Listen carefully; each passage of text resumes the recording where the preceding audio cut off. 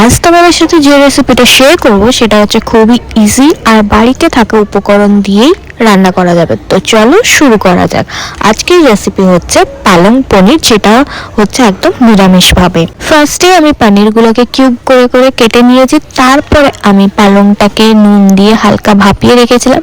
দেন একটা ব্লেন্ডারে আমি আদা, লঙ্কা, জিরে গুঁড়ো, ধনে গুঁড়ো, হলুদ আর তার সাথে পালং পেস্টটাকে গরম তেলের মধ্যে ব্লেন্ড করার পর দিয়ে কষিয়ে নেব। যতক্ষণ না তেল ছেড়ে আসে ততক্ষণ ভালোভাবে কষাতে হবে, যাতে পালংয়ের স্মেলটা উড়ে যায়।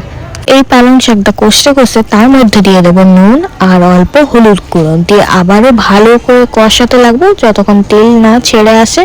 তারপর অ্যাড করব হচ্ছে এই আমুলের ফ্রেশ ক্রিমটা, তার সাথে জল অ্যাড করব। তার জন্য আমি ব্লেন্ডারে একবার ফ্রেশ ক্রিমটা দিয়ে ব্লেন্ড করে একবারই দেবো, যাতে কোনো লাম্পস বা কোনো কিছু রয়ে না যায়। তো ফ্রেশ ক্রিমটা অ্যাড করার পর ভালোভাবে একবার ফুটিয়ে নেব। ফুটে আসলে সেই পনিরের স্লাইসগুলো দিয়ে আবারও ভালোভাবে ফুটিয়ে নিলে রেডি হয়ে যাবে পালং পনির, সেটাও আবার নিরামিষ। খুবই টেস্টি লাগে খেতে, একবার ট্রাই করে দেখো।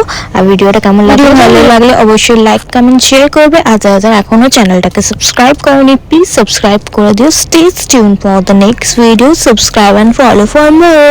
আজকে লাঞ্চ শর্টেড, তো তোমাদের কি লাঞ্চ করলে আমাকে কমেন্ট করে জানাতে ভুলো না কিন্তু। টাটা।